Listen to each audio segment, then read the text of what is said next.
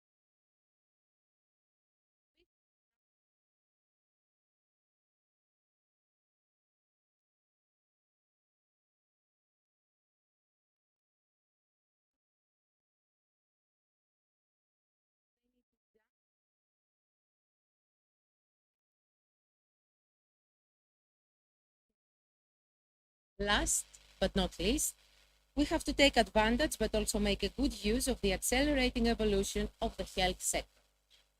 All these are critical aspects of the new reality that is taking shape.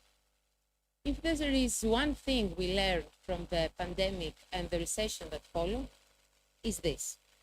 In order to achieve sustainable growth, we have to invest in specific skills such as enhanced flexibility, increased adaptability, and pursue a credible risk management strategy. We also need to build teams that embrace change in a swift and timely manner. Let's meet our distinguished guests. His Excellency, the Ambassador of Hungary in Greece, Mr. Eric Haupt, Mr. Dimitris Kalkos, Secretary General for Public Investment and Partnership Agreement in PAN, Mr. Antonis Marinos, Head of Office Secretariat General of Energy and Mineral Resources at the Ministry of Environment and Energy, Mr. Vasilis Korkidis, President of the Greek Chamber of Commerce and Industry, Professor Yanos Retheli, Head of the Department of Psychiatry and Psychotherapy at Semmelweis University. He will be with us via internet. He couldn't be with us tonight. So was Mr. Peter Koksis, Deputy Director of Business Development and Corporate Relations at HEPA.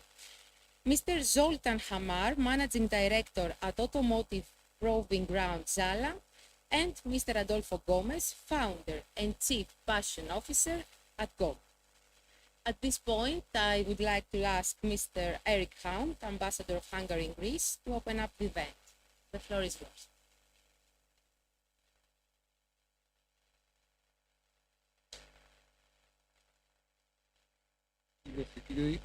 Αγαπητοί προσκεκλημένοι, σας καλωσορίζω από την πλευρά της Ουγγρικής Προεδρίας. Ευχαριστώ που ήρθατε απόψε σε αυτή την εκδήλωση. Dear guests, ladies and gentlemen, thank you very much for your presence today in the forum of challenges and opportunities in the post-COVID era. The idea of this forum stems from the effects of COVID-19 in the lives of people across the globe. The crisis has affected societies and economies, permanently reshaping the world. The pandemic has forced the global community to live with extended restrictions, lockdowns, and social distancing measures that have deeply affected health, economies, families, daily routines.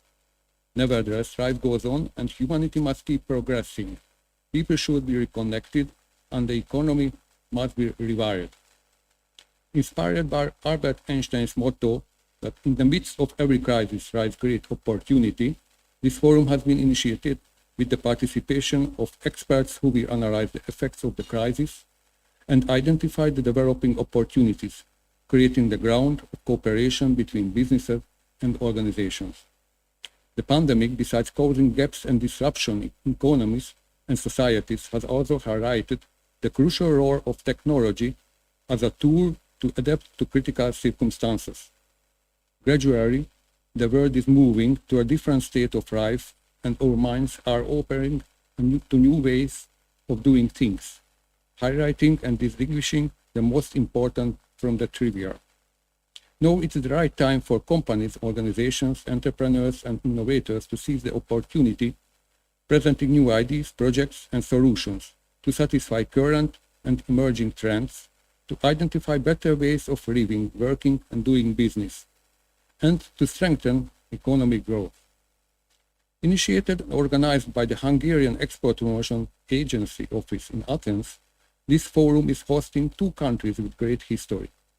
Hungary, a country that has won 13 Nobel Prizes and continues to be a pioneer in innovation, and Greece, a country at the crossroads of three continents, with accelerating economic development. It is a challenge for all of us, both in the room and via the webcast, to be engaged in a dialogue to identify opportunities that may arise from the crisis. I would like to thank the organizers of this initiative, and I invite you all to take an active role. Since the new era will be perhaps very different what we have been used to, it's up to us to make it better. Thank you very much.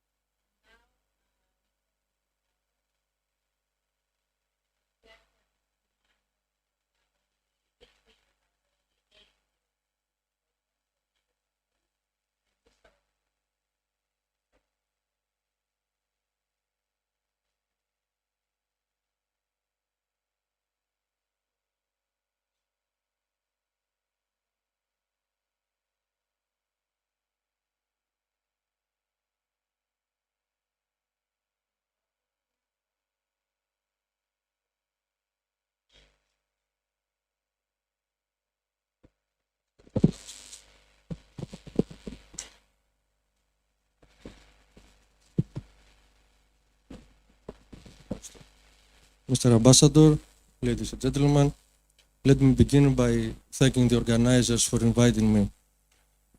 In this conference, for all of us in the Ministry of Development and Investments, and me personally, it is very important having the opportunity to discuss, to communicate with all of you, the business community, especially business support policies that we support, we pursue, especially in these times of crisis. As a starting point, I must note that, as you may know, the Greek economy shows signs of a dynamic recovery that comes earlier than it was initially expected.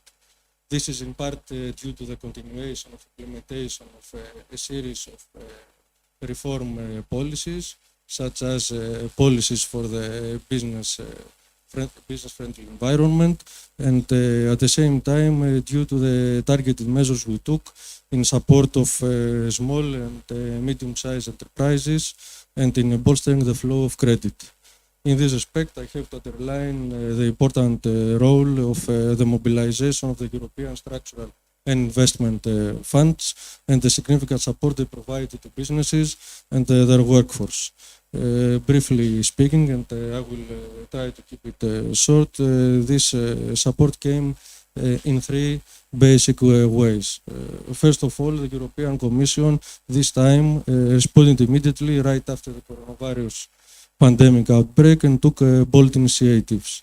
I refer to the setup of the Coronavirus Response Investment Initiative and the amendment of the regulatory framework for European Structural Investment Funds and also the EU Solidarity Fund towards more flexibility, especially transferring amounts between funds and between specific categories of regions. This may seem as a bit of a technical work, but for us it was extremely important because we were in the position to mobilize a vast amount of resources. Second, we have the extensive use of financial instruments, mainly through the now fully operational and restructured Hellenic Development Bank. I mainly refer to the newly created COVID-19 Loan Guarantee Fund that was created to ease businesses access to working capital loans through the provision of guarantees in a portfolio with a maximum loss amount. The entrepreneurship also, we had the entrepreneurship fund too, the so-called TEPIG, that provides co-financing loans to small and medium-sized enterprises affected by the pandemic COVID-19. Third and last, in cooperation with regional authorities, we provided non-refundable grants to thousands of small and medium-sized enterprises in the country's 13 regions through the co-financed regional operational programs. And to the above, all the above mentioned, we must add approximately €500 million that financed health emergency plans, such as the recruiting of medical and healthcare staff, supply of medical equipment, psychological support services, and also the support of our educational system, providing computer equipment for distant learning to our students. To summarize the above, the total amount of state aid to the Greek businesses, grants and loans together during the pandemic crisis exceeds €9 billion. Now, as we are entering the post-pandemic era, it is important to gradually move from income support policies during the pandemic to growth-enhancing policies. As you may know, in July, Greece became the first EU member state to officially submit and conclude the new partnership agreement for regional development for the new programming period 2021 to 2027 with a total budget of €26.2 billion, of which €4 billion will support especially the so-called smart growth. The new partnership agreement defines the new priorities that address the structural weaknesses of the Greek economy, but also the new challenges of the emerging world. And most importantly of all, the challenge of the twin transformation of green and digital technologies. To keep it short, the new priorities supporting growth of business in Greece include first the digitization of small and medium-sized enterprises across a value chain, business clustering and boosting business innovation based on a new national smart specialization strategy with regional references. Second, the so-called greening of economic activity by strengthening the circular economy with emphasis on integrated waste management, e-mobility, the use of renewable energy sources, the green islands, but also the saving of energy in private consumption, smart meters, etc. Third, the development of a modern telecommunications infrastructure with the promotion of broadband networks, including the broadband infrastructure of our islands. Fourth, the upgrade of transport systems, both with the completion of basic road infrastructure and with the promotion of the so-called multimodal transportation, with the strengthening of I would say, long-suffering railway and the interconnection of transport infrastructure with freight centers, and also locally promoting sustainable urban mobility. Of course, it is not only the funds of the new cohesion policy. You all know the National Recovery and Resilience Plans, the so-called Greece 2.0, with a total budget of 31 billion euros and mobilized investment resources from the private sector of about 57.5 billion euros. The four basic components of the national plan are the green component, the digital component, the employment skills and social cohesion component, and last, the component of private investment and economic institutional transformation. According to the study of the Bank of Greece, the national RRF plan will lead to an increase in real GDP by 7% by 2026 and to the creation of 180,000 new jobs. RRF with structural funds cumulatively with contribute to closing the substantial investment gap of the Greek economy.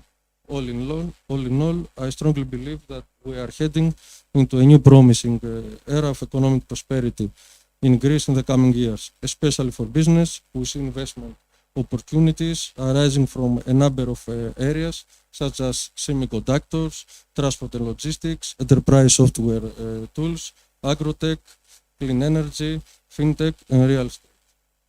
Thank you.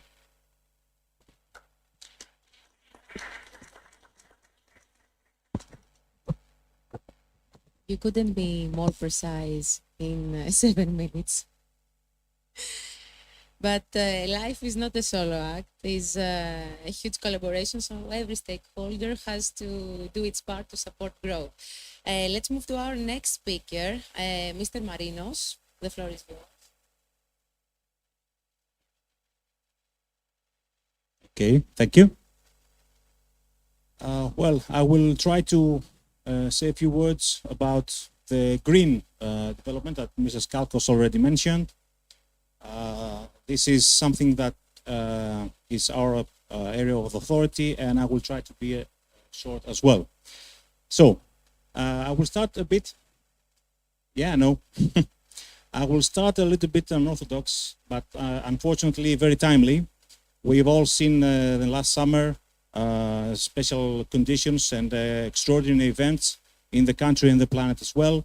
So we are experiencing devastating fires, we've seen floods, we've seen weather effects that are obviously a sign of the climate change that we have all been talking about in the last couple of decades.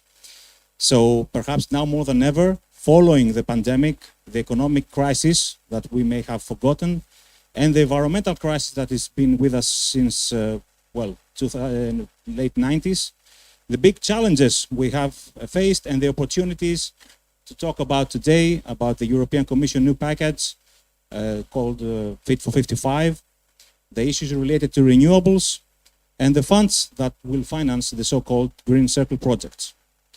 2 months ago, the Commission adopted the package Fit for 55 for reducing the CO2 emissions by at least 55% by 2030. So this package included a number of legislative tools aimed at transforming the economy and the society for a fair and green future. So in fulfilling its climate ambitions, the European Commission focuses on 3 axes: adapting the existing and introducing a new legislative framework to achieve the new emission goal, preparing to achieve climate neutrality by 2050, and obviously the emergence of a European Union as a global leader in battling climate change. The emission reduction can be achieved over the next decades in order for Europe to become the first climate neutral continent by 2050. This new package that I've been talking about includes 13 pieces of legislation with various acts, such as implementation of the emissions trading scheme. This might sound a bit weird to most of you, but it's crucial for the emissions globally and obviously in Europe. Increased use of renewables, increased energy efficiency, prevent carbon leakage, another technical term, but it's also very crucial for Europe to remain competitive, and tools obviously for the conservation and development of natural sinks. Water is still and always will be a crucial resource. I've talked about the figure of 55% reduction in emissions. You've all heard about the zero emission vehicles starting 2035. There will be 35 million building renovations, more than 150,000 jobs just in the construction sector, and there are new targets for renewables and energy efficiency. So it is therefore that in addition to the reduction of CO2, these measures, European and Greek, will result in creating new jobs, tackling energy poverty, reduction of external energy dependence, improving living conditions and the environment, and obviously will have multiple benefits for tourism and the industry. In other words, they will contribute in various ways to the issues what we are talking about today. We have set the challenges, and the climate neutrality is the goal that gives us the opportunity and the tools to meet these challenges. Every member state and Greece obviously have concluded their national energy and climate plans. Our ministry has already taken action to study the new measures in order to adapt to the previous Green Deal as well as to the new Green Deal. So I won't go into the numbers, it doesn't matter, but it is crucial and it's imperative that we will have to increase our ambitions. So, for instance, in the renewable terms, we will have to increase by almost 8 gigawatts, the target set for Greece. We aimed at 19 gigawatts, wind and solar mainly, but we have to install another additional 8 gigawatts of, again, wind or PV by 2030, just to reach the goals set by the Green Package. So these renewables will come from the market itself. It's not a government business. So the renewables, like I mentioned, have a huge increase, and this is compounded by the fact that, as you may know, the delignitization of our country has already begun, is well underway. In 2018, the lignite was just 29% of production. In 2019, it dropped to 20%, and in 2020, lignite production was down, electricity production was down to 11%. That's just a figure to have in mind. On the other hand, renewables have the opposite direction, increasing every year. In 2018, they were at 21% production. In 2020, this percentage increased at 29%. So, supporting renewables continues to be a key priority in the ministry agenda, and this is why we are preparing the next decisive interventions containing several steps spanning legislative work, ministerial decisions, market conditions, etc. In closing, I will have to go back to Greece 2.0 that Mr. Skalkos also mentioned. It's probably the most basic tool for the country in the post-COVID era, but also for our ministry. Just to mention the resources through the Resilience and Recovery Fund, the RRF. The Ministry of Environment and Energy is expected to manage and utilize approximately 6.2 billion euros in 4 main pillars. And this 6.2 is about 1/3 of the total amount of the RRF. Just to give you an idea, This amount will help create storage systems, increase renewables, promoting islands, interconnection and greening, and upgrading the electricity grid.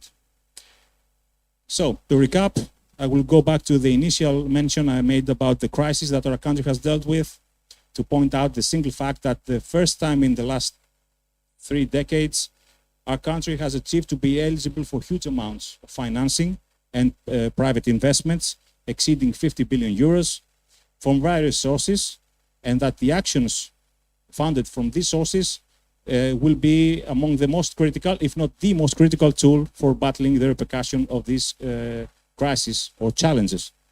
And this applies even more to the energy sector in particular, such as renewables or energy efficiency, which have the highest priority and the biggest funding in Greece and in Europe, being the main pillar of the European strategy.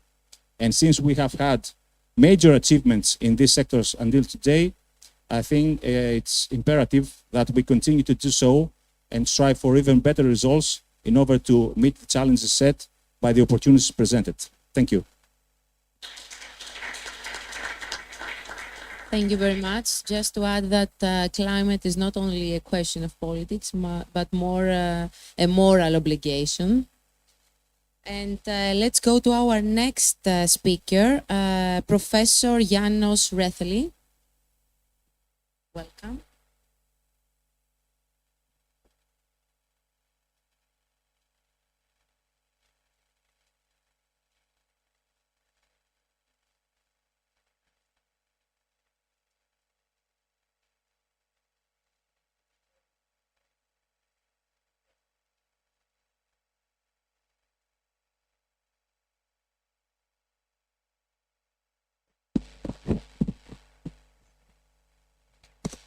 So thank you very much. Good evening. Thank you for the kind introduction and the invitation. I would like to thank the Hungarian Export Promotion Agency and the Hungarian Embassy in Greece for inviting me. I'm János Rethely.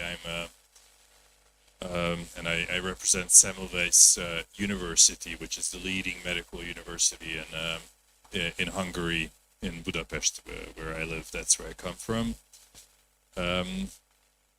Just to start my talk as an introductory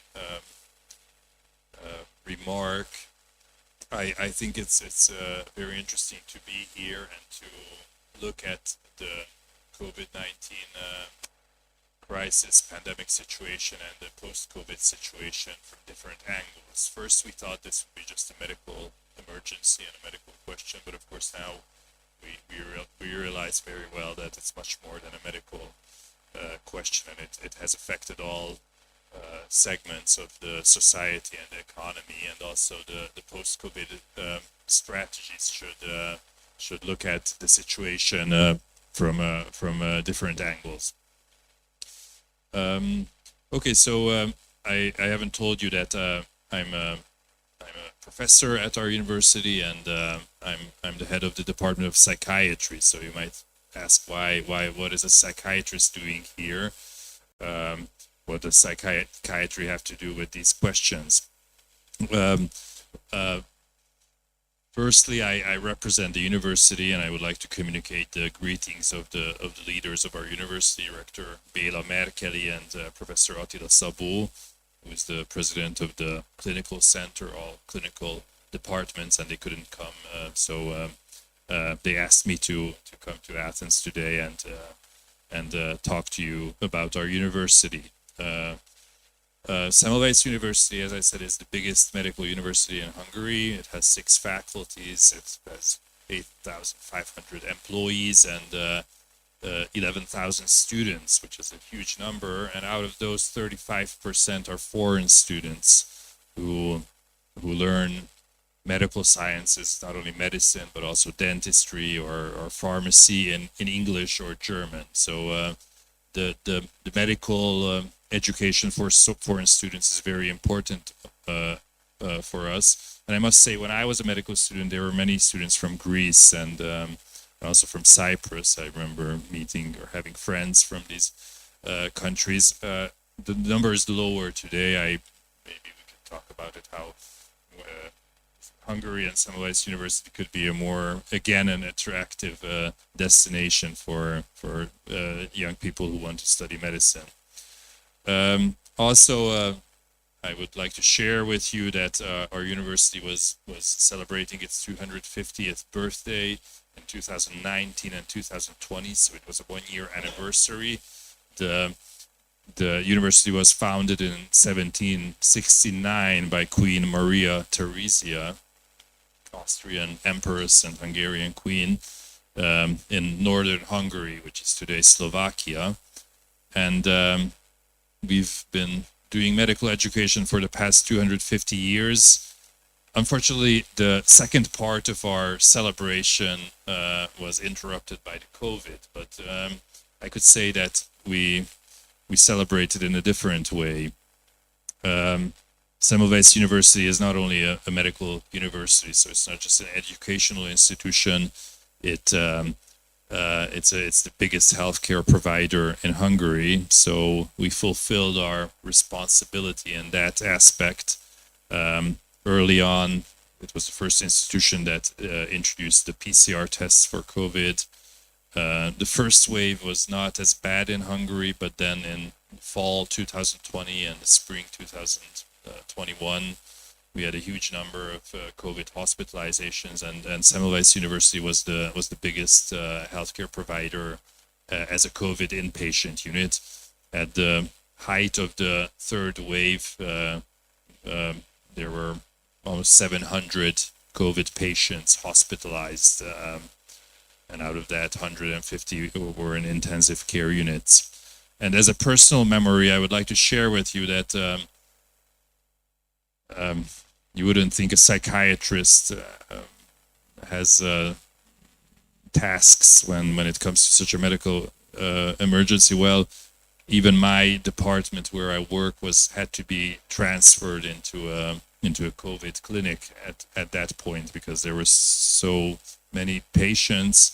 And me and my colleagues, we said, okay, we're also general doctors, so we can also treat COVID patients. So we did that. Of course, we couldn't provide intensive care, but we did our best in treating these patients. And I'm very grateful for my colleagues, for the leadership of the university, that they helped us during this difficult situation. So in the second part of my speech, I would like to talk a little bit about the general aspects of how we see COVID. The post-COVID era, first of all, I see this as something that changed medical care in general, and also psychiatry or mental health care, if you like it. Because of the lockdown, we were not able to meet our patients personally, and that brought a very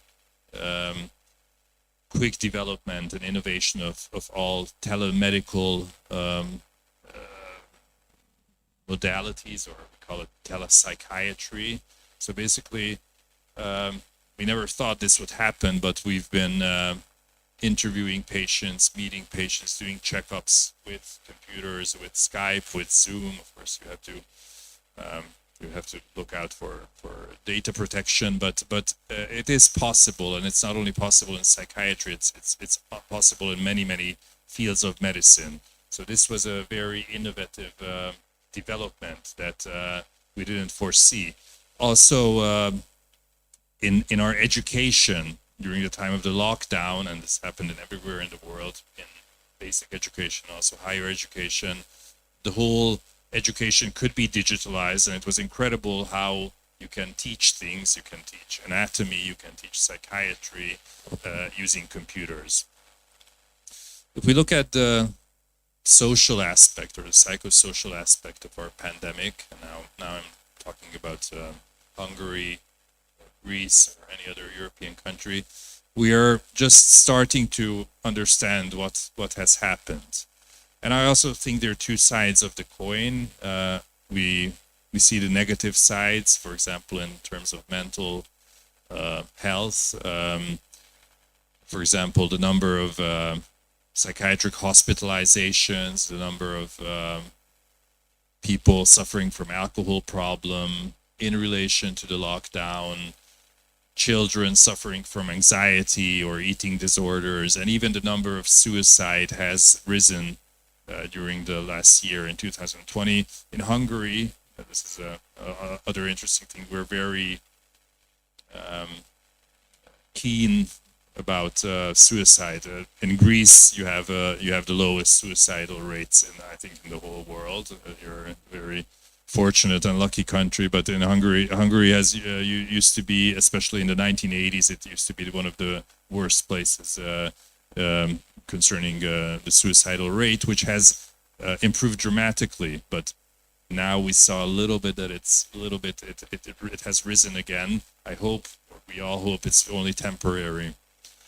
So it's our responsibility to start research programs looking at the mental health status, mental health level of the general society, young people, old people, what were the detrimental effects. But I think also as a society we learned a lot during the crisis situation. For example, elderly population learned to use Skype and Zoom and to use computers. Children learned to use these. And to conclude my talk, I think we really have to look what has happened in the last 2 years, and also how we can use this knowledge in the future. What if another pandemic comes? How does this change our working habits, for example, and how does that impact the mental health of people? So I wish everybody to be successful when facing these future challenges, and thank you for your attention.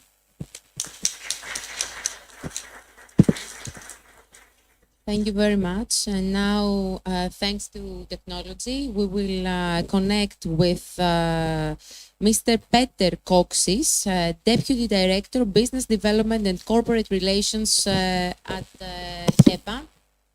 Good evening from Greece, from Athens. Mr. Koksis, can you hear us? Indeed, I can hear you. Not too well, but I can hear you. Can you hear me? Yes, we hear you. The floor is yours. Thank you so much. So, ladies and gentlemen, first of all, I would like to deeply thank the organizers, with our partner office, HEPA Greece included, of course, for making all the efforts to organize this event. Personally, I believe that after the last COVID-ridden 1.5 years or 2 years, it is really high time that we all actively search for best practices on an international level, and to share what went well and what didn't really went well in these years in different economies. This is very important for us to get a comprehensive picture about the economic competitiveness of both Hungary and Greece. In that sense, in the next 10 minutes or so, I will try to give you a really short overview of the COVID era from Hungarian export perspective, and I will list those unique factors of the Hungarian economic scene, which really has enabled so many Hungarian companies to perform quite well in the past 2 years. Just some words about HEPA. So HEPA is the Hungarian Export Promotion Agency. It is one of the 3 background institutions of the Ministry of Foreign Affairs and Trade in Hungary. And the word in our ministry's name, trade, so the word trade is an important mark here, because it makes it very obvious that international trade for Hungary, international trade relations are top priority. And of course, besides the political, social, and cultural levels as well. HEPA, as it is clearly stated in our name, is chiefly responsible for strengthening the export potential of the country through developing the Hungarian companies in this sense. So either we help them to strengthen their position in the export markets, or if they are beginner exporters, then we help them to go to the export markets. Besides HEPA, we have HIPA as well, which is responsible for attracting foreign investment coming to Hungary. They are doing an exceptionally great job in that, contributing greatly to the well-known fact that Hungary is among the most open economies throughout the EU currently. For example, during the past years, if I'm not mistaken, HIPA contributed to almost 500 successful investment projects in Hungary, representing more than 80,000 80,000 newly created jobs and approximately 16 billion euro invested value. So I just told you these values so that you can see why multinational companies regard Hungary as ideal investment country, and not just from investment point of view, but why they regard Hungarian companies to be quality business partners to have business with. And the third institutions of the Hungarian Ministry of Foreign Affairs and Trade is the Hungarian Export-Import Bank, the Exim Bank, which has the objective, of course, to serve the Hungarian exporters through financing and insurance facilities to go on to the export markets. Okay, let's get back to HEPA for a minute or two. HEPA, of course, is operating within the framework of the so-called National Export Strategy, which has, of course, several key performance indicators, KPIs, but probably the most important KPIs of those is one is to share is to increase the share of the SMEs in the total Hungarian export by 50% by 2030. This is one of our aims. The second is really to promote the integration of these companies into the global value chain.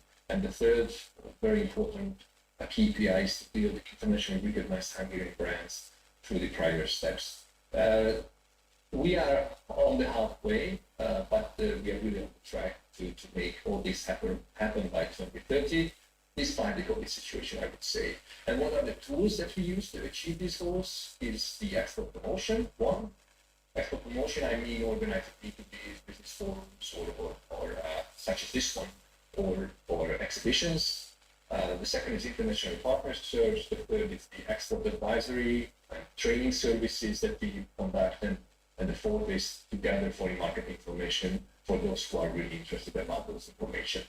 And last but not least, which is probably more important for our Greek business partners, we have a tender program through which Hungarian companies can perform significant foreign direct investments abroad too. So FDIs to be actioned abroad. This is the so-called foreign market incentive program that we have. And through this program, our government is really articulating its objective that they want to and they would like to facilitate the foreign investments of the Hungarian companies.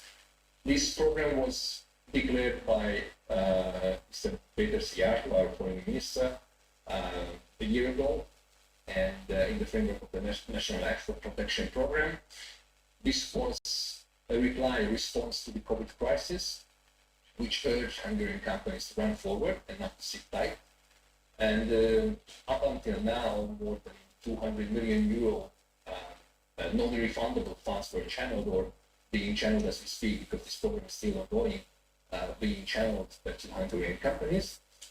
And in most of the cases, what it really meant is that we subsidized or we supported, aided Hungarian companies to create new production halls, new production plants, new facilities outside of Hungary in the sectors of, well, in various sectors, but in the sectors of mainly manufacturing, electricity supply, water or wastewater treatment, real estate transaction, and so on and so forth. And all these tools that I just mentioned, of course, need to be channeled somehow to the foreign markets. And we have so-called partner offices who help us in achieving our export goals. And I'm really proud to say that within the EU, only Greece has a dedicated HEPA partner office, whose performance, of course, we are really proud of.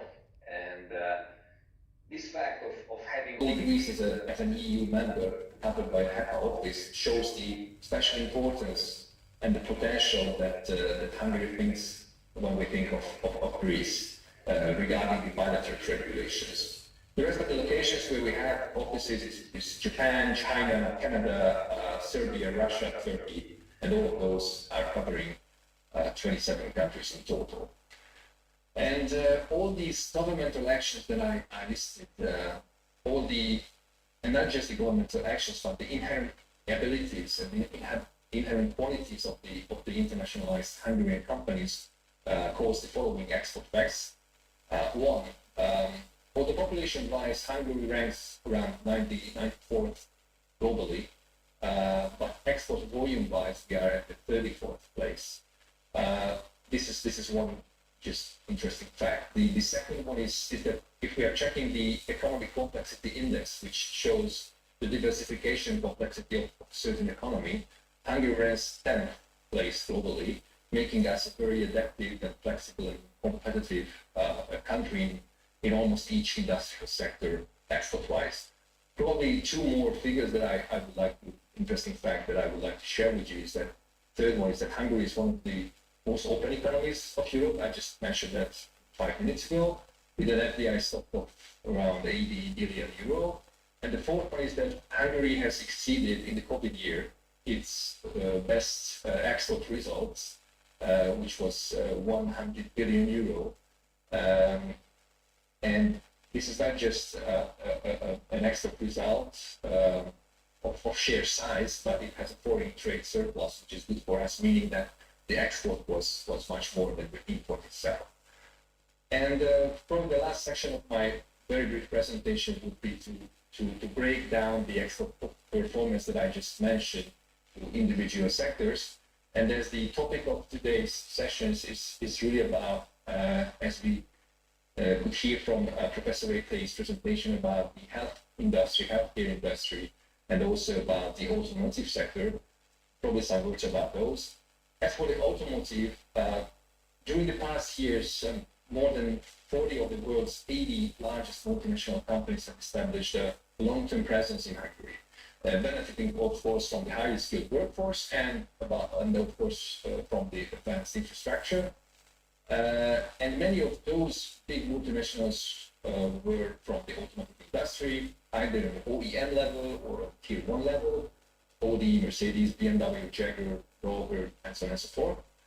And this process is, of course, good from an investment perspective, but this is not the reason why I'm just telling you this, but it really caused the Hungarian SME network, the SME supply chain, to develop with an exceptional base in order to adapt themselves to the highest possible industry standards. And this is why the Hungarian automotive suppliers currently are very much actively sought for within the EU, but I guess Mr. Hamar will reinforce that later on. And also some last words about the strengths of the Hungarian health industry. Well, Hungarian health industry companies exported more than 1.5 billion euro worth of medical devices in 2019. And it is of no surprise that in the COVID year, they performed even better. And not most of these, but a large part of these were sold on non-EU markets. And not just the medical devices that the healthcare industry really stands out in Hungary, but the pharmaceutical as well. The pharmaceutical export of Hungary is the 18th biggest exporter within the world. And all these justify the strength of the Hungarian healthcare companies. Okay, so I know it was a bit much or a bit quick at this time, but I hope that within this short time frame I can shed some light into competitiveness of Hungarian companies, COVID and post-COVID era. I hope that we are now post-COVID era, but we will see. And I could encourage at least some of you to have active business partnerships with Hungarian companies in the near future. If that's so, then we will be here to help, of course. Basically, that's it. Very, very much. Thank you for the attention.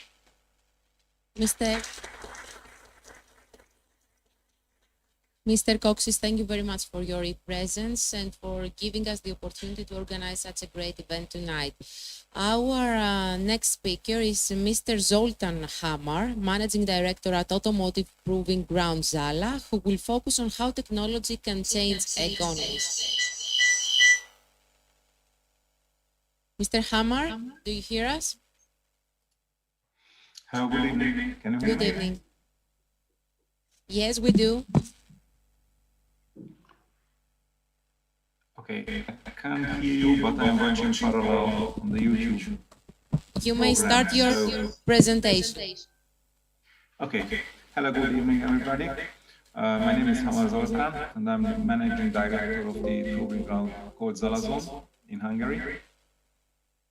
I will speak shortly about the more specific part of this new era after the COVID era, and what effects we can see in the automotive industry, in the traffic industry connected to this era where we are today. Some words about Zalazone. This is an automotive test track, which is at the western part of Hungary, and generally it's a research and innovation infrastructure where mainly or classically automotive companies are doing their developments. This was the old model, but if we are speaking about changing quite fast, because if you are speaking about future mobility, then mobility is not only automotive industry anymore, but communication sector and a lot of other connected sectors as well. So we are a brand new track, which will be finished by end of this year. We already have users since 2 years.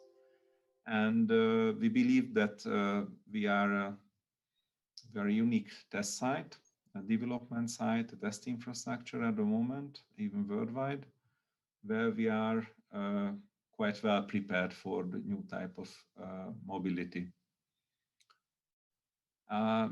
So a bit wider focus, what we used to say in the industry, automotive industry or traffic industry generally, that's today 2 megatrends are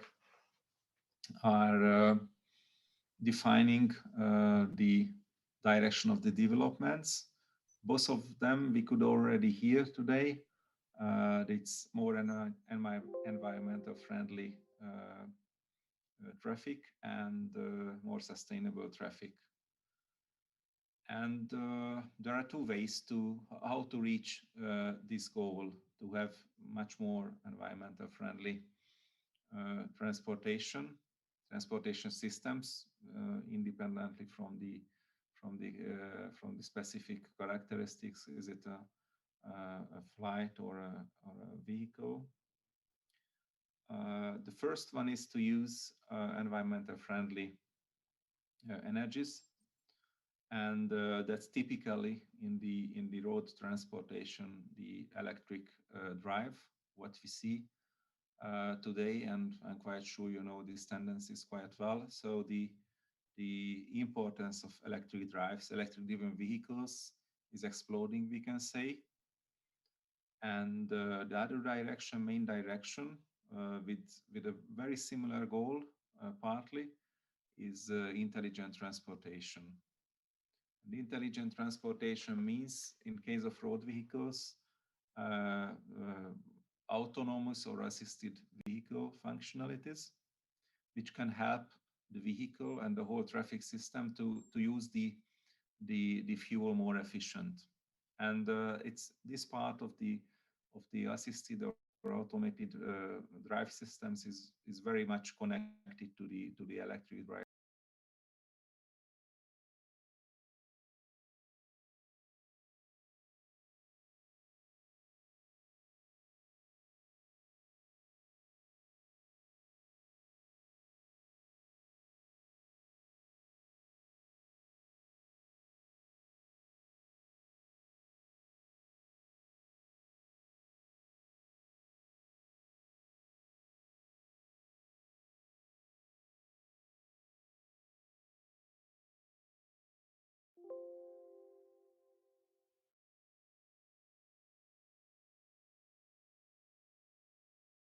These elder groups of people is not solved at the moment.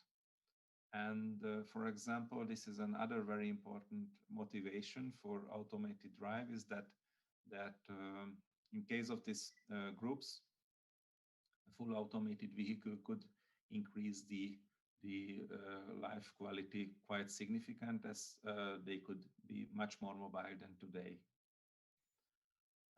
We used to say there is another very important point or motivation for automated traffic systems, and that's the traffic density. Today in Western Europe and in North America, the traffic density is really high. We have a lot of traffic jams, which has mainly two additional effects. At first, the pollution is increasing due to these inefficient traffic situations where vehicles are only standing in the traffic.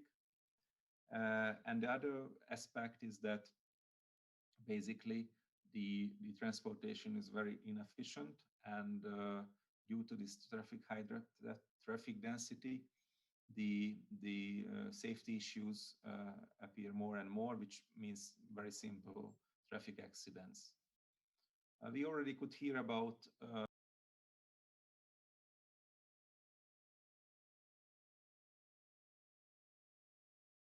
concerning decreasing of fatal traffic accidents as well. So altogether, all of these motivations lead to a direction which is now much more intensive than before, and as it was expected, let me say, 10 years ago. So what we can see that these two mega trends, more environmental friendly traffic and more automated traffic flow, are and became more and more intensive in this COVID era, or somehow the interest of the society, the interest of industries is increased quite significantly and surprisingly. So 10 years ago, nobody thought that electric drives will work in a way what we have today, even if it's not yet the final state. And of course, it cannot solve all the mobility challenges what we have. But now they are extremely exploding in the number of vehicles, new vehicles. And the other huge trend, this automated drive, is much more in focus as well, as expected before. So I think that this COVID era brings some surprising changes on both fields, because somehow it's accelerated this development directions what we already saw. I used to say, but it's nothing not a surprise that we know that technical innovations typically are accelerated in wars, and now we are living in a kind of war where some kind of technical innovations, for example, this online conference systems, or even the traffic control is developing much more faster than before, and it's much more accelerated. So from this point of view, COVID brings us not only negative effects, because this huge trends, more environmental friendly traffic and more intelligently controlled traffic are developed even faster than we expected. And as we are working in this field, so we are at development infrastructure in this field, we see here very good opportunities to present or to present Hungary more as an innovation site, because we see there are a lot of possibilities to connect to this technological change. Typically, I used to say that if we want to be connected to classic traffic system technologies, then it's not an easy task, because we have to accelerate very much to reach the level what Western European countries reached in the last 100 years. But if we are speaking about this new type of mobilities concerning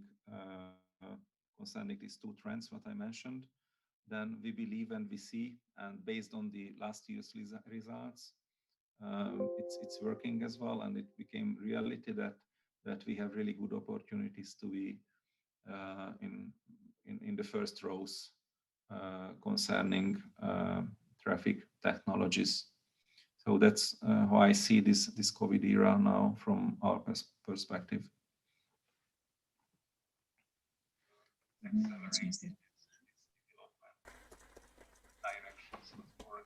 It's a pity you couldn't be here with us. And let's go to our next speaker. Is Can you hear me now? I finished generally. I'm using the two devices, my phone, to see the YouTube video and the Zoom as well. So mixed type of technology. we hear you and we see you perfectly. Disadvantages.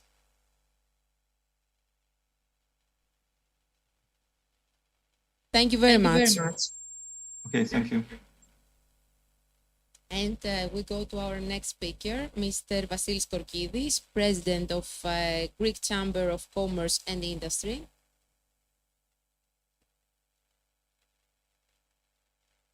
It's not open.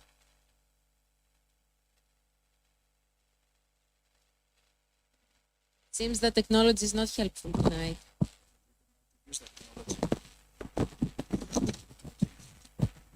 Your Excellency, ladies and gentlemen, thank you very much for the invitation tonight to this event.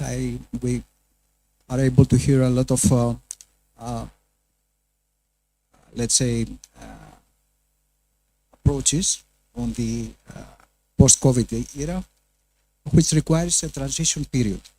And I would like very much to believe that we are at the beginning of this transition period.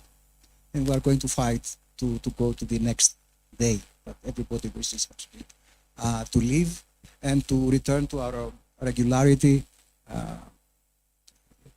like in 2019. Today's reality requires immediate and flexible plans to ensure primarily the survival of businesses and especially the SMEs, which are the 99% of the businesses in Europe, in the 27 countries, not only in Greece. In Greece, it's probably 99.9%. Nevertheless, we can talk now for the post-crisis, but the question is this going to be the last crisis? Probably not. We have a lot of challenges in front of us, and we have to look 7 of them that I have in priority, let's say, or discuss usually in the chambers as priorities.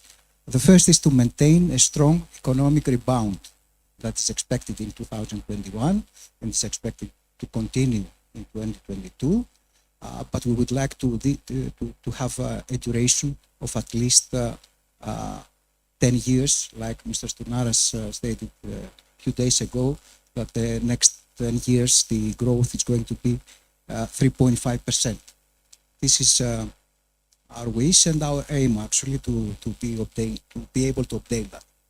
The second is the vaccination progress and the percentage that we are going to build in Greece vaccination to be about between 70 and 80%, which is the optimum. Not only in Greece but in the other European countries as well.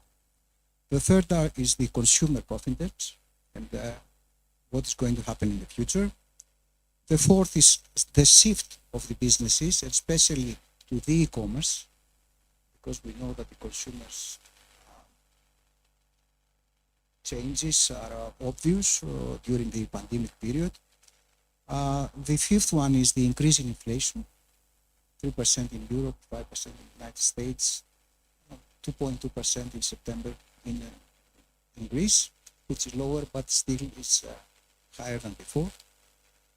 And we have also the market uncertainties, such as the cost of energy, the cost of commodities, and the cost of consumable goods.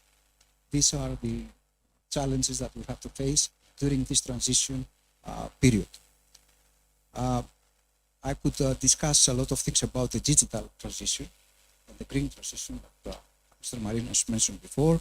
The digital transition is a matter of Mr. Skalkos that he's planning a lot of programs in order to support the private sector and the businesses to go successfully to this digital period and the digital economy that we are planning to do.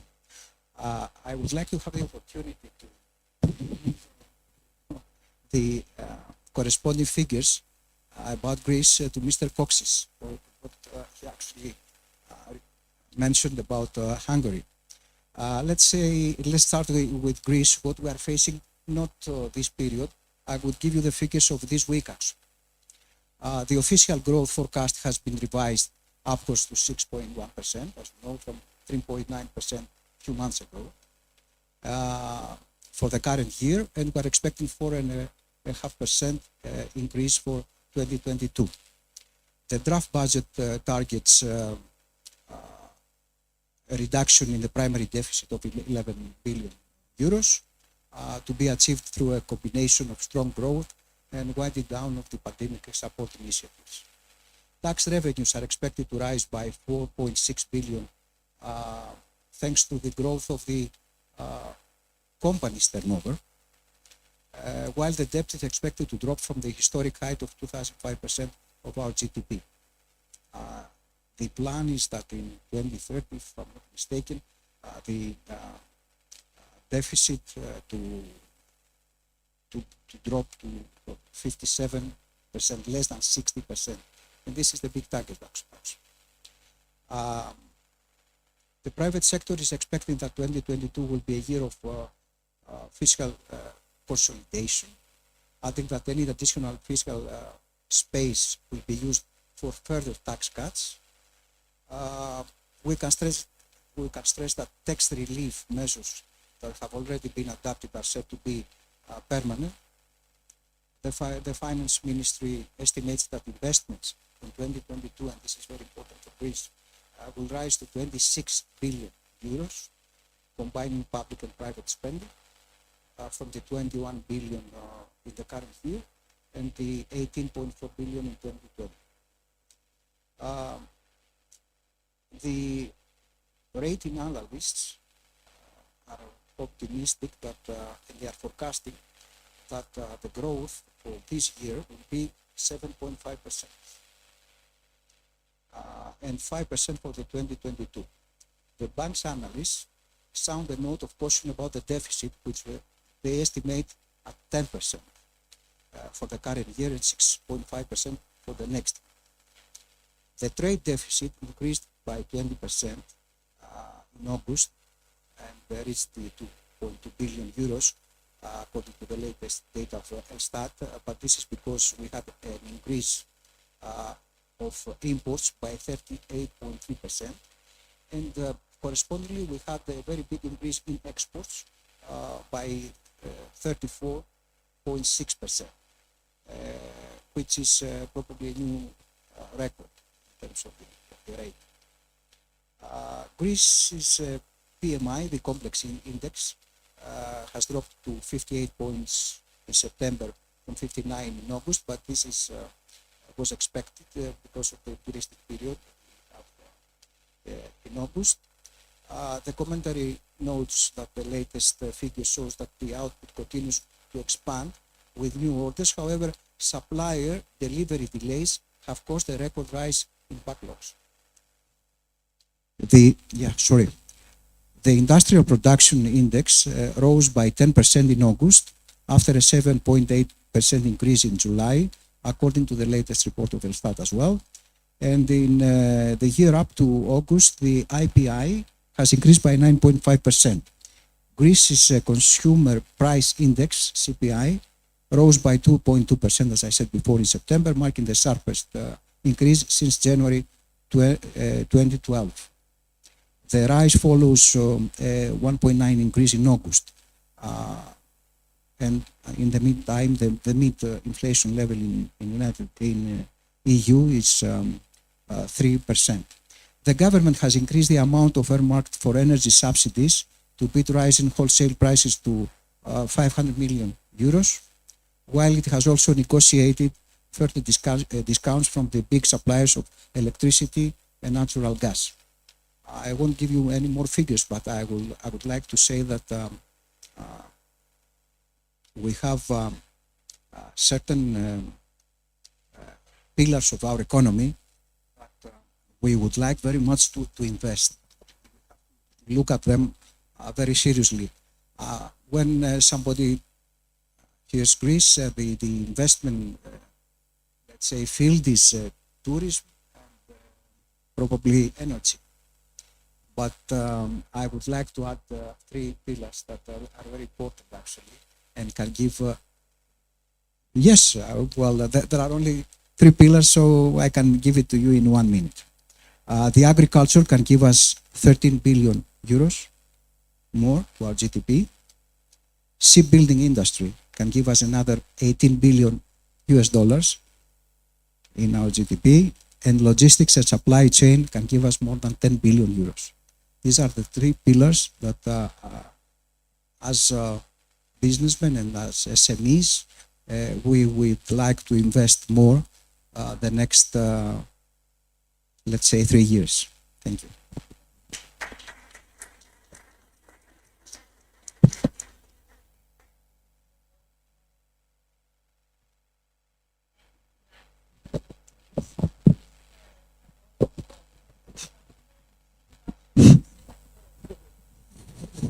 Thank you.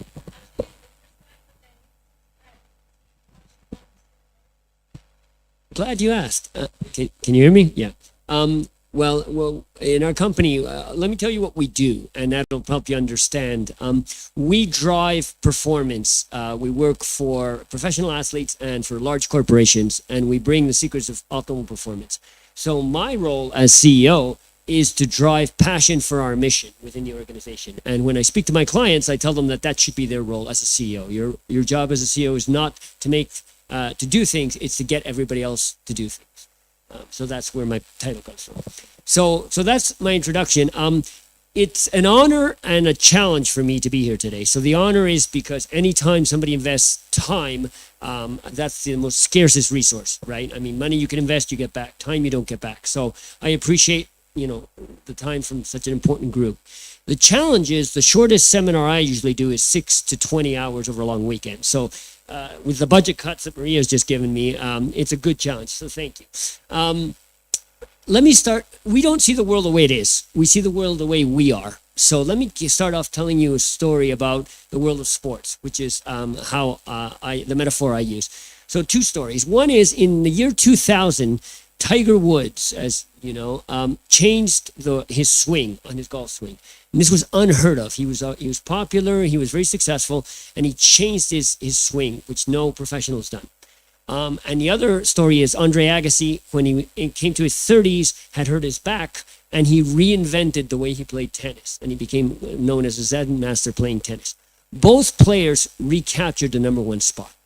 So why do I tell you this story? The reason is that the great performers in any field are constantly evaluating and reevaluating and asking how they can do something better. Okay, why is that so important? Because in the post-COVID world, the ground has shaken, and we have to challenge some of the paradigms we've had.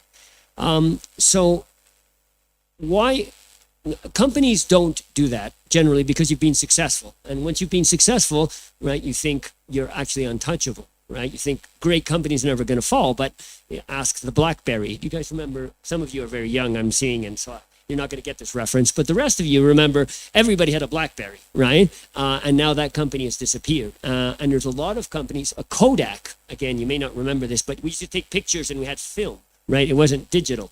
And Kodak disappeared, right? Because they didn't know how to adapt. It's called the boiling frog syndrome. You put a frog in hot water, and if it boils up slowly, the frog doesn't realize the changes, right? So COVID has been an accelerated change, right? Why do we have so much trouble seeing it? Well, there's a couple of psychological profiles. One is, it's called system justification bias. So if you have been successful within a system, you tend to think that that system is fair and it's great, because obviously if not, you've been successful. So it's a reflection of you, right? And so then we're very resistant to change, even when we see that it's not working. We don't want to recognize it. And the other thing that happens is the culture of a company. And so the cultures are, there's a magnificent piece of work by a professor named Carol Dweck from Stanford. And she talks about that people see the world in two ways, either a fixed mindset or a growth mindset. And fixed mindset means you feel that all your abilities, your intelligence, for example, is fixed. It's given to you at birth, and you got lucky, you got a lot. You're not lucky, you didn't get so much. Whereas the growth mindset, which is what most top performers have, they believe that everything, including intelligence and skills, can be developed with work. And actually, science has backed that up, and mental plasticity shows that. What's the importance? When you have a fixed mindset, every challenge is just a test, and you either pass or you fail. Right? And when you have a growth mindset, every challenge is just data. So if things don't work out, it means you have to work on something. So companies felt absolutely untouchable or invincible, right? And I would say that the word immortals, because now that I'm in Greece, I can use this reference. I've been wanting to use this reference for years in Greece. Which is the movie 3000, which was about, of course, the Spartan army. There's this wonderful reference when the Persian king sends his personal guard, which you call the immortals. And then the King Leonidas says, immortals, let's put their name to the test. Right? Well, I think COVID has done that with companies. It's put to the test whether the models were really good or not. And what you found has been some tremendous movements and some companies that have really struggled. So before I get into some examples, let me explain why it's so important to test your paradigms. Because paradigms are the limits you impose on yourself. So if you look at an example of Steve Jobs when he goes to the music industry, right? Because he was not from the music industry, he was able to challenge paradigms which were taboo to even question. So he said, for example, what if instead of selling a record, we sell one song? Before you guys were born, we couldn't buy one song. We had to buy the whole record, right? And what if it weren't digital? What if it was physical? And it wasn't physical, it's digital, and I could download it, right? Those were questions that he was able to do only because he wasn't from the industry and wasn't handcuffed by the paradigms of the industry, right? Oh, okay, I thought. So it's very important, and culture plays a big role in that, in whether you question or don't question your paradigms. Richard Carrion was the president of a bank in Puerto Rico, and he has a saying I like, which he says, if your model works, it's obsolete. In other words, as soon as it works, somebody else is going to copy it, and you have to be constantly innovating. I think the best example of that, Steve Jobs, when he launched the iPhone, he cannibalized billions in revenues from the iPod, right? But he knew that the mission was to be in future proof, right? And if he hadn't done that, he would have been out of the game. So COVID has required companies to make some changes. And let me give you some examples from some of our clients. So online retailing, somebody mentioned online, right? That has totally changed the panorama for a lot of people. One client said, well, I've done the numbers. Sales didn't really go down. People got used to buying online. I can get rid of premium real estate. I can get rid of employees, and I don't have to distribute my stock in all stores, right? It's actually changed the model and makes people think about it. We have a client who's a cosmetics manufacturer, and they used to sell in the big, so like the Macy's and stuff, the big department stores. They would have a booth, they'd put a people in there, and a professional makeup person would come and they'd do your makeup, and you'd see how good you look, and you'd buy it, right? But you couldn't do that in COVID because all of a sudden, the health concerns. So they had to reinvent, how do we do that? How do we help people buy, right? All of a sudden, and if you don't adapt to that, your sales would plummet, like happened to the manufacturer of earphones for elderly people, right? How would they sell? They bring you into the store, and then they put on the earphone, and you go, wow, I can hear, and you buy, right? They couldn't do that. So in COVID, their sales just plummeted. So as Darwin said, the strongest species is the one that adapts, and that's what COVID has brought out. So how do we have to adapt? I think there's two areas that were really important. One is transformation of business models, as we were saying. Companies have to rethink that. And the other one is this whole remote working. So all of a sudden, we've taken people and we said, okay, you can work remotely, and it more or less worked. So now we have to challenge things about why can't they work remotely always, right? Well, the truth is you didn't trust your employees. The truth is you want to know that they're working and they're not doing other stuff. So that is a paradigm about, do I care about the hours or do I care about the outputs? And if I trust people, then maybe I should challenge other policies like, do I have to control vacation days or not? Do I have to control expenses or not? I mean, if I hire adults and I say how much I trust my people, so you'll say that to people and they go, oh my God, you can't do that, but why not? Right? So these are inertias from the industrial era, which now COVID has accelerated and it's made us think about it. So the way to deal with it for me is culture. Culture is a lever to get the kind of performance you want. And very broadly and quickly, I know I'm tight on time. There's two types of motives. There's motives that to bring higher productivity or higher performance, and there's motives that decrease performance. So basically, the three motives that drive performance are what we call play, purpose, and potential. Play is you shape your own job. You're able to forge it. And if you look at Apple and the way Apple has the highest sales per square meter of any retail store in the world. And the reason is because people are free, they understand the mission and they're free to do their job, right? So that makes us think when we start talking about a culture that now has to adapt to all these different channels and these different conditions is, no one is smarter than everyone. So I'll say to CEOs, you don't have to give the answer. You have to leverage the collective intelligence of everyone. And the way to do that is to give them play, give them autonomy around what they can do.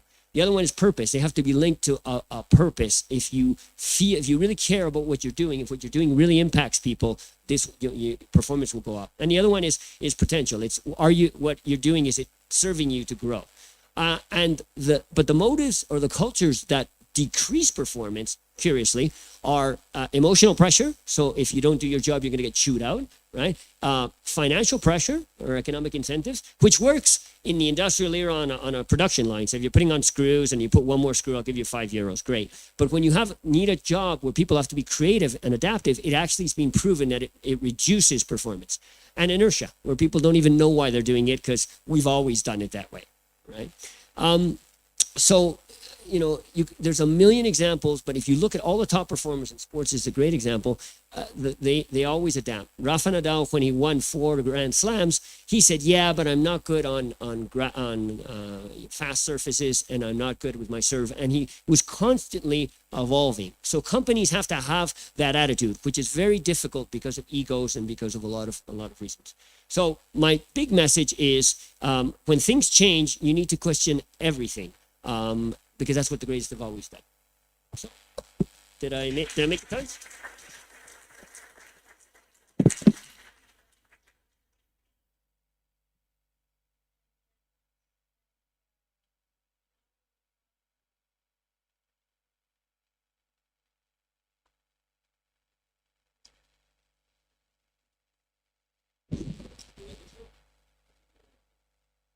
Can you hear me? Thank you. You're right. And now we have a short discussion, and I will start with Mr. Rayleigh. Could you please give us more details about the role of Semmelweis University in medical education, including the English and German language programs? Thank you very much. I've already mentioned our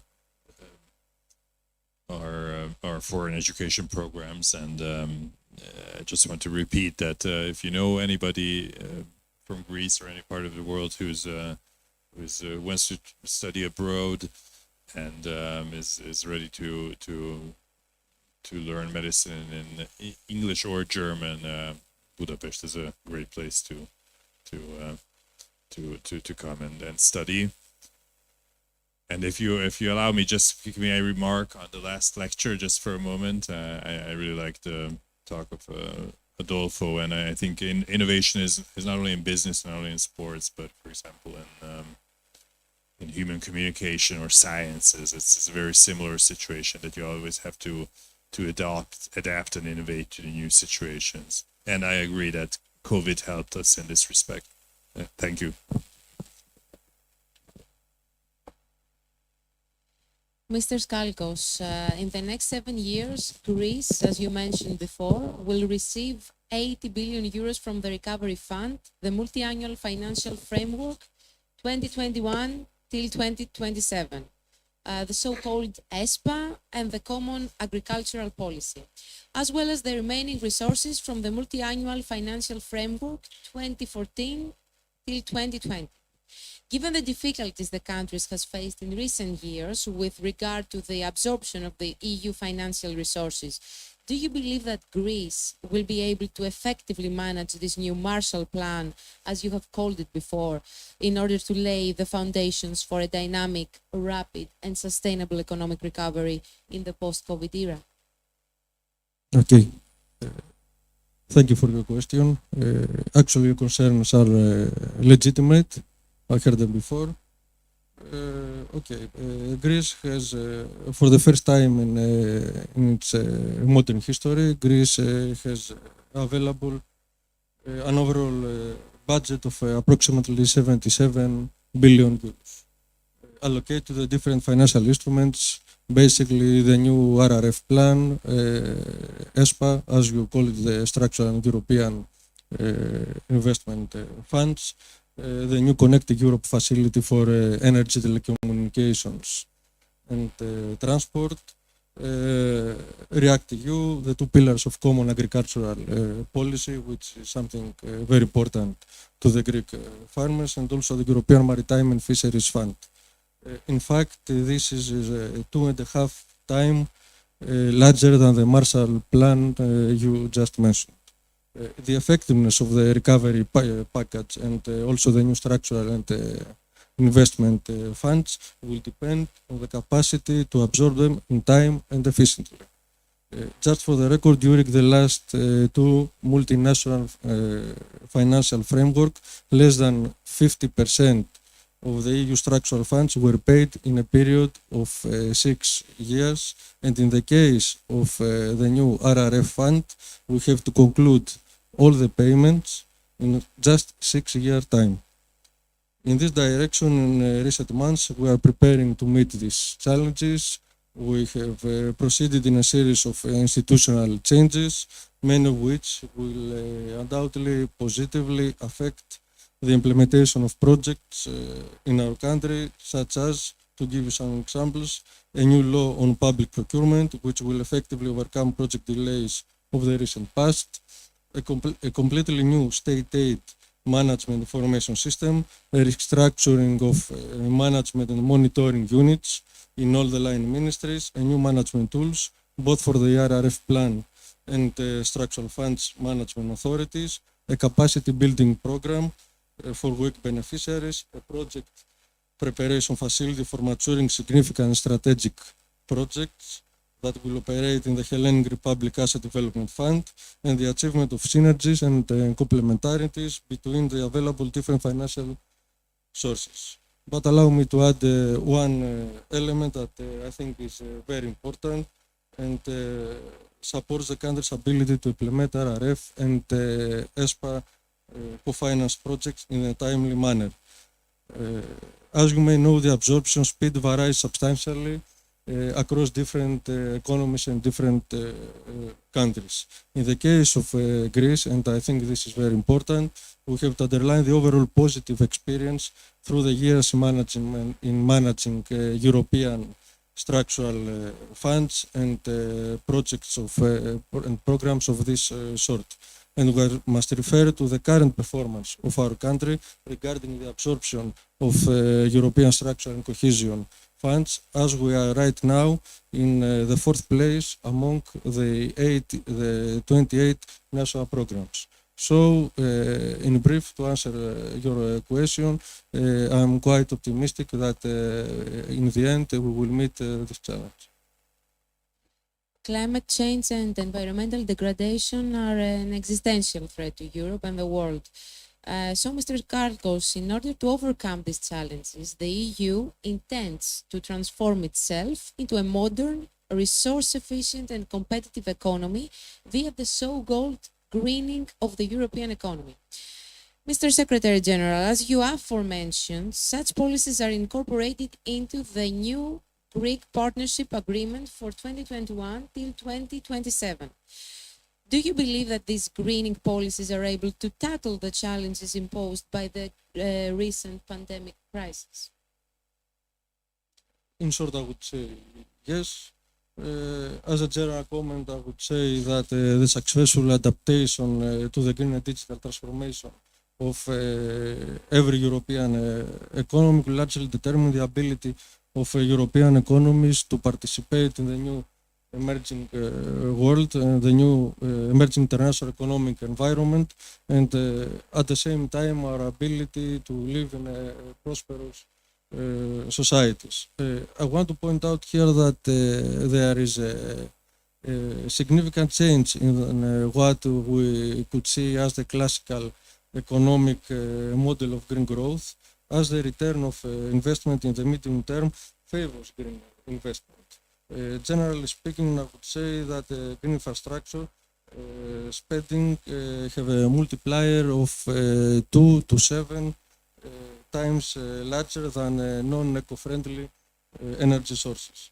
Of course, an economic transformation to this extent requires significant resources for public and private investment. But as I just said, for the first time in history, our country has not only the right strategies, the right policies, but also the resources to fund these strategies and policies. So in short, green economy, I'm sure, will contribute to a dynamic post-pandemic recovery, and at the same time, we're in a position to build back better our economies and our society.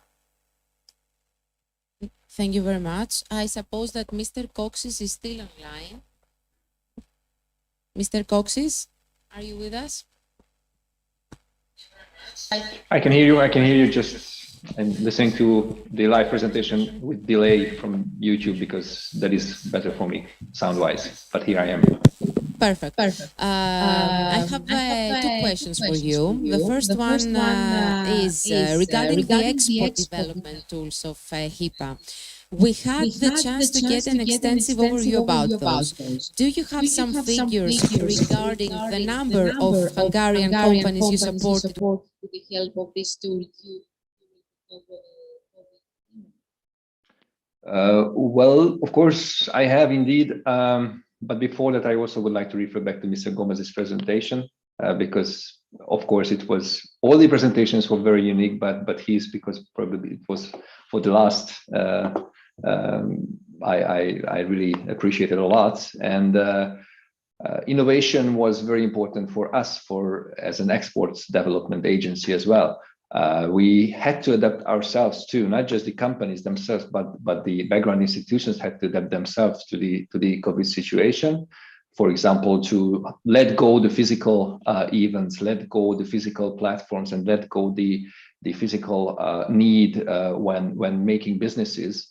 And we introduced some new tools, new online platforms, and exhibitions, hybrid exhibitions, and online business forums, so that we could catch up and so that we could really help those companies who suffered from COVID the most. So, and also we had to target our aid program, had to concentrate our aid program to those sectors. And some numbers, well, our assumption is that around 15,000 Hungarian SMEs are now showing export activities, from which we have like 6,000 as close partners. And this number is of course growing. And last year we have conducted like export development trainings for 900 or 1,000 for them. We organized around 40, mostly online business forums and exhibitions. And also during those exhibitions, around 1,000 Hungarian companies participated. So there were a very strong need, and probably more strong than ever, for new businesses because of the closing markets.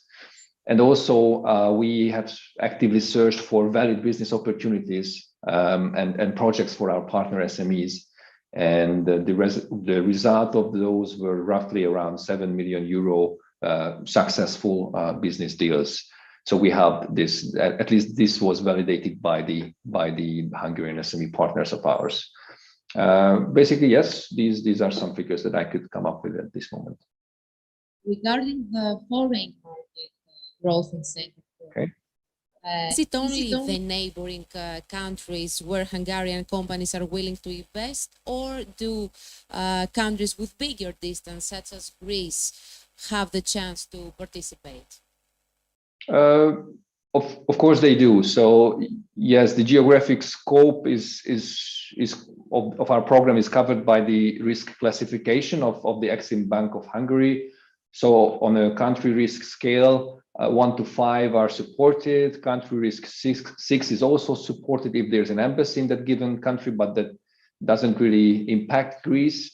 Moreover, if I'm not mistaken, Greece is among the so-called A, and not B and C, but A component countries, meaning that if there are a consortium between a Hungarian and a Greek company regarding our tender program, then it is greatly favored. And yes, there were some, not too many, unfortunately, but there were some instances in the past when a joint Hungarian-Greek project was submitted during our tender program. Thank you so much. Thank you.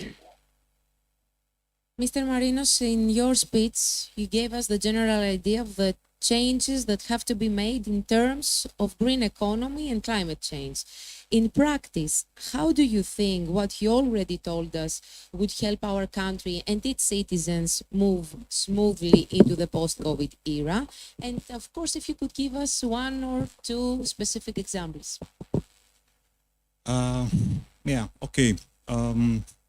Well, you've heard Mrs. Kalkos and me throw around numbers, mentioning billions of euros going into the next decade into the Greek economy.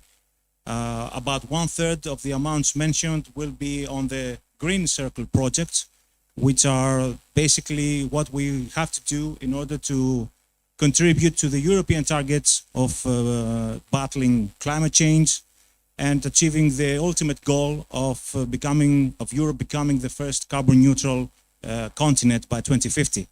So what does this mean in practice for the Greece or any other country for that matter? It means reduction of CO2 emissions in all sectors. It means improvement of energy efficiency in all sectors, from our houses to the industry. It means improvement of the performance of SMEs, of companies, in all aspects, improving their competitiveness, their outward nature, improving exports if possible. And these all stem from these goals, this Green Circle project that we need to implement and to really try to stay ahead, as Greece has already become one of the first countries to actually move forward with actually implementing the goals that I mentioned. And all this need to be turned into actual projects and the transformation of our economy, be it industries, government, or any other economic sector for that matter. Thank you. Thank you very much. Mr. Korkidis, how is the current situation, if we could sum up, in business due to COVID-19, and what is your forecast for the future? Because you gave us specific numbers, but tell us about the future. It's the only. The only microphone. Okay. Well, I would say that we are trying to improve our performances, certainly. The turnover of the business in Greece. We have 830,000 companies in Greece, and the 800,000, they are very small entities, very small companies. In order to give you some figures about the big companies in Greece, the total of them is 301, and 4 of them are the systemic banks. So you can imagine what is the target of the very small companies, the small companies, and what we call the SMEs. I think that the SMEs are the 90%. Yes, but we have to make certain distinction from the SME, the European SME, and the Greek SME. There are, you know, that there are from 0 to 9 the employees, the 10 to 49, 50 to 250, 250 to plus 250. Nevertheless, we'll try to also find back our credibility, because from the 830,000 companies, only 40,000, they are bankable. They have access to the bank finance. So the most important is the liquidity. And as I mentioned before, since all the costs are rising up, the energy cost and also the commodity cost, the goods that we have to buy, they are going to cost more in the future. So we have to need more capital, more money. That's why we believe that the 77 billion euros or 80 billion euros from the RRF and the MMF, they have to go to investments. Not like in the past that most of the companies that they had access to these funds, they were transferring their Yes, but to investments with specific criteria. the investments in Greece, because most of them they travel to Bulgaria or to other countries in order to continue their activities during the 10 years crisis. So the most important is to have this investment gap of 115 billion euros to be able to recover it and to minimize it with the funds that they are going to come the next 5 years in Greece. I think this is the target for the future.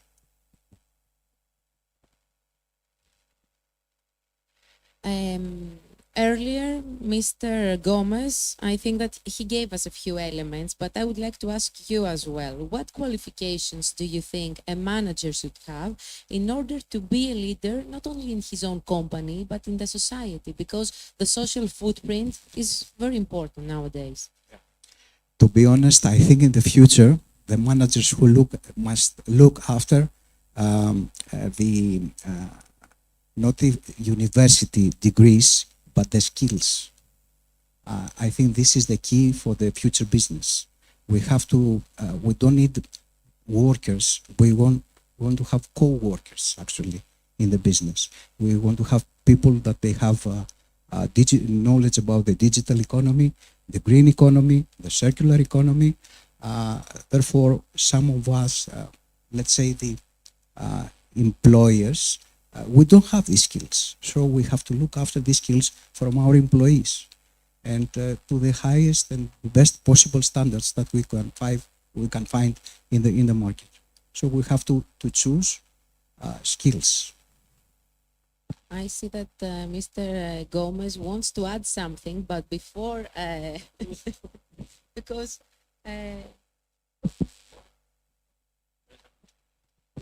okay, if you don't, then I will go to Mr. Coxis again, because we have a question from the audience. How HEPA may facilitate and financially support bilateral cooperation between companies in common projects?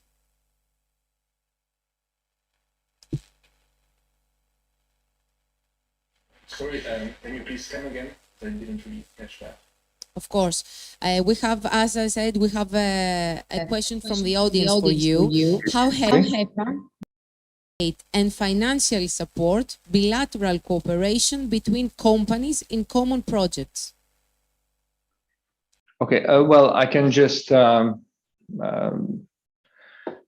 reiterate myself. This is currently the financing part is only through our foreign market incentive program, because as a non-profit organization, we can have only through tendering programs.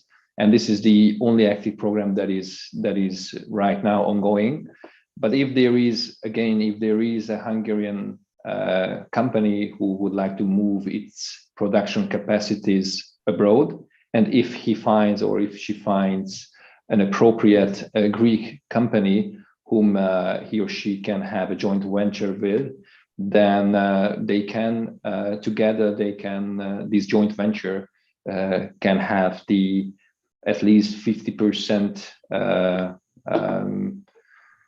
subsidy part program from us. So basically, this is the only way. But if the person who just asked these questions, if they just write me an email, I guess that our contact details will be shared with the audience. Then I can give a more detailed outline about this program and all the requirements that needed to be met in order to participate in this program. Perfect. Thomas, what are the main obstacles that might challenge companies to adapt to these new conditions that we already mentioned? I think, and referring to your question about leaders, for me, more than leaders, I think it's about culture. I think one of the challenges is the cultures that exist within companies now, and how that limits them from questioning themselves. So how many CEOs do you know who come in and say, what do I have to do personally in 5 years to develop to be the best CEO I can be? So I think that's the kind of spirit you need. And the driver for me around that is values. So values is one of these words that kind of is fuzzy and people hear a lot, but they don't really know what it means. It's one of those buzzwords, right? But values are so important because they're what determine how you react when the plan goes differently than you expect, right? So you can draw out a strategy. The question is, when the market turns upside down like COVID did, right? A company will react in a certain way based on those values. And if those values are clearly built, then the company will be innovative and they will respond. And if not, they'll turn against each other and there'll be a bias and they'll disappear. So I think it's about getting good cultures without egos, where they're willing to question everything and where the values are really clear. Just a note about values. A lot of my clients, I'll say, you know, do you have values? And these are big corporations. And they'll say, oh yeah, look on the wall, there's a poster with all these nice words, right?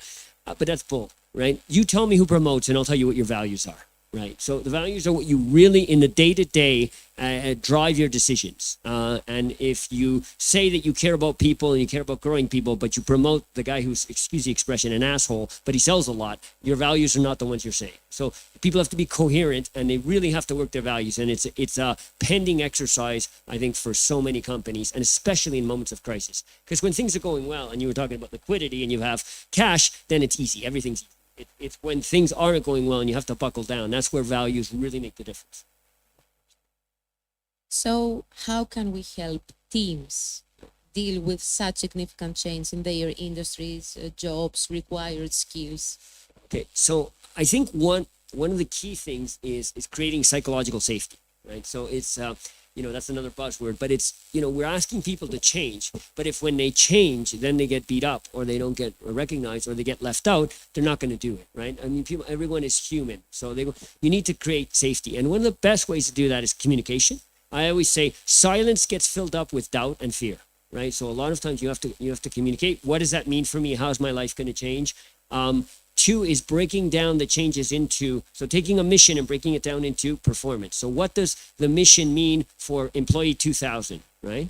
And the third one is making them the owners of the change. So change has to be something not that happens to you, but something you drive, right? And my esteemed colleague here, who's a doctor, will forgive me for speaking about a psychological theory, but self-determination theory, which you obviously know much better than I do, basically says, very simplified, that the level of self-esteem you have is affected by the control you have over your life. Right. So if change becomes something that's happened to you, it will make it much more difficult. Whereas if you say, okay, now this opportunity has come, let's shape the future. And you go to your employees, you have the courage to do that. That will help people really embrace it and do really exceptional things. When you ask people how they can work better, you would be amazed. Nobody comes to work wanting to be a dud. Nobody comes to work wanting to not serve people well. The problem is the system works against them. Right. A lot of times people, CEOs will say, how do I motivate people? Your people are motivated. The question is, how do you not demotivate them when they walk through the door, right? So that's the challenge. Thank you very much. I like that our audience is interactive. We have one more question that goes to Mr. Zoltan Hamar. Can you hear us? Mr. Hamar? Yes, I can hear you. Perfect. We have a question for you from the audience. How long it will take until Zala Zone innovation may be part of our daily lives? So this is a question which we get quite often. At first, I would formulate more precise. These innovations are not our innovations, but we are part of this innovation process. If we are speaking about autonomous driving, then you have to see that we are just at the very beginning. It's not yet autonomous driving what we have today. It's assisted driving. There is a 6-step scale for it, where the level 6 is full autonomy. And we are now at level 3, which is only assisted driving. Estimations concerning the future are or have a quite huge spread. 10 years ago, where we started the whole projects or the industry, the first estimation said that 2025 we will have full autonomous vehicles. Now everybody is more careful in the industry. So full autonomy, which means level 5, which is the 6th level, I guess will not appear earlier than 20 years.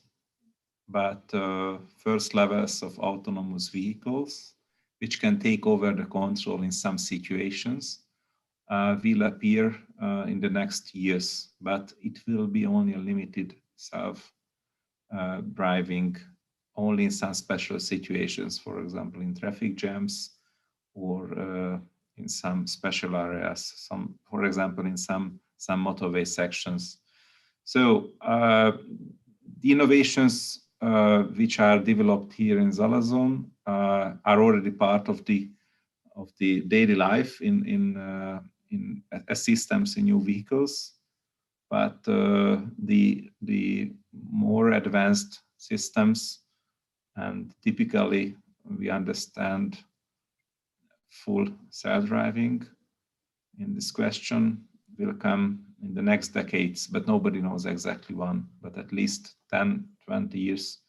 Some companies say maybe it will take even 50 years. Very much.